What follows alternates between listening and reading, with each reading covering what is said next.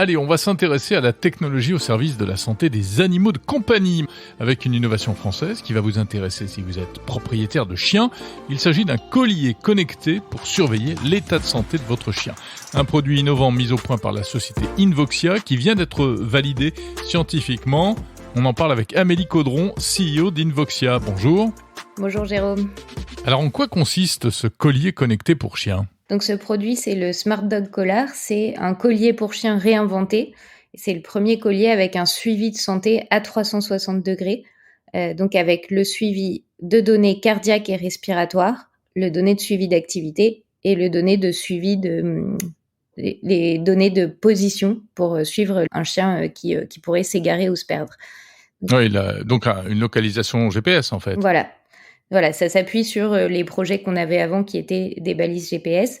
Et là, on va vraiment plus loin dans la santé du chien en intégrant un certain nombre de capteurs et des algorithmes d'intelligence artificielle pour aller chercher ces données, notamment de santé cardiaque, qui sont une grande première dans le domaine de la santé animale, puisque ce sont des données qui sont très difficiles à aller chercher sur un chien. Pourquoi est-ce que c'est une première exactement ?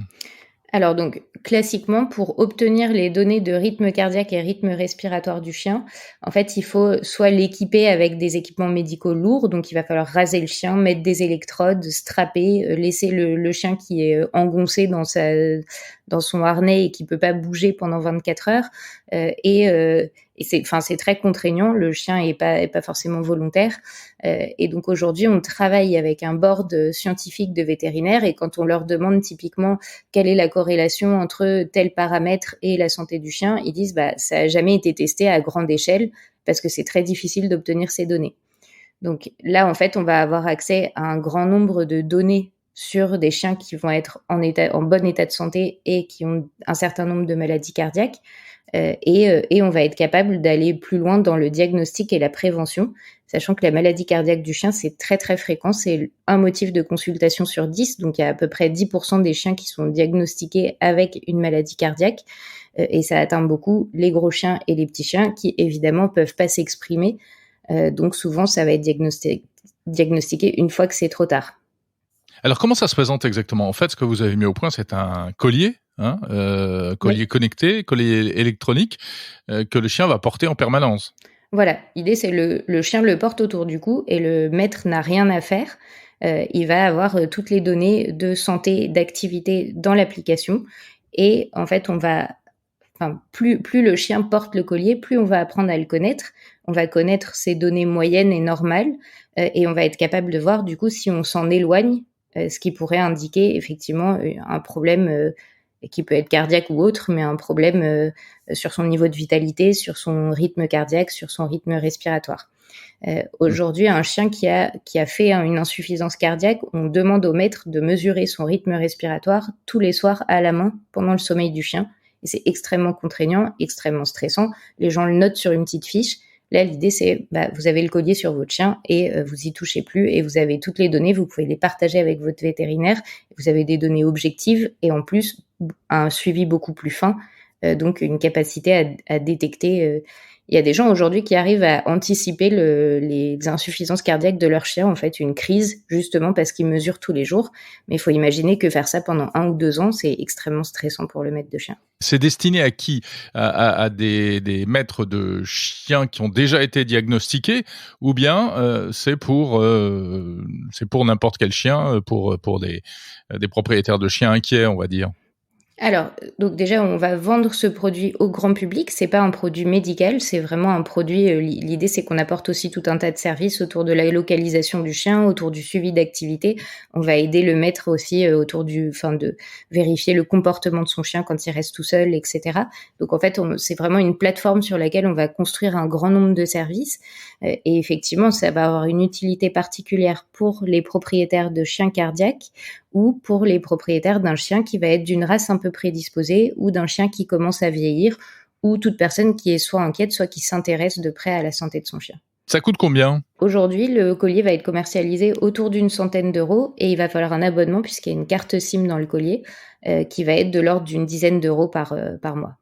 Alors, on peut dire quelques mots de la technologie qui est utilisée, parce que je crois que c'est ça qui est assez innovant, puisque vous l'avez dit, ce n'est pas invasif. Comment, est-ce que ça marche pour capter, ces fameux paramètres médicaux et ce paramètres de santé? Oui, donc on utilise ce qu'on appelle de la sensor fusion. Donc l'idée, c'est on utilise plusieurs capteurs, des capteurs de mouvement, et un capteur radar qui va être capable de déceler un mouvement vraiment infime de l'ordre du micromètre, de la peau du chien. Et ça fonctionne quel que soit le type de poil, et cetera. Donc c'est des capteurs qui sont pas du tout ceux qui sont utilisés pour les humains, par les Apple Watch et autres, par exemple. Derrière ces Ça peut pas capteurs, marcher. Si je mets une Apple Watch sur mon chien, ça va rien donner. non, en fait, chez les humains, on utilise plutôt des capteurs optiques qui voient une différence de Ouais. pigmentation de la peau au moment où le cœur bat, par exemple. Et là, ça fonctionne pas du tout, évidemment, avec les différents types de pelage du chien, entre un caniche frisé, un chien à poil long, ça va pas fonctionner. Et c'est pour ça que ces données étaient très difficiles à obtenir jusque-là. Pareil, si on veut faire quelque chose électrique et être vraiment au contact de la peau, avec le poil, c'est très compliqué.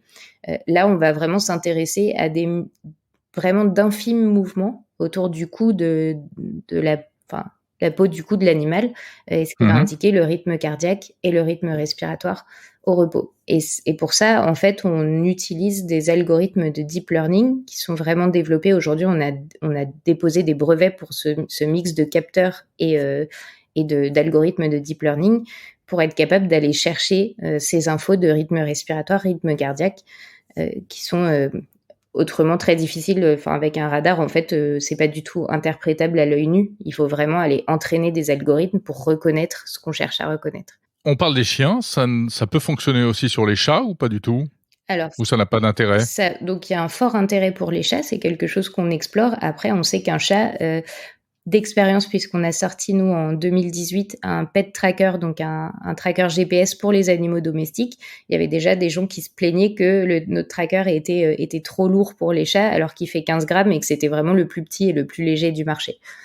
Donc on sait que pour les chats n'aiment pas porter de collier, ils sont un petit peu réfractaires à cette technologie. Il y a des besoins côté médicaux, mais on sait que ça va demander un gros effort de miniaturisation. Ouais, il faudrait que les chats collaborent un peu, quoi. Voilà. Eh bien, merci beaucoup, Amélie Caudron, CEO, d'Invoxia.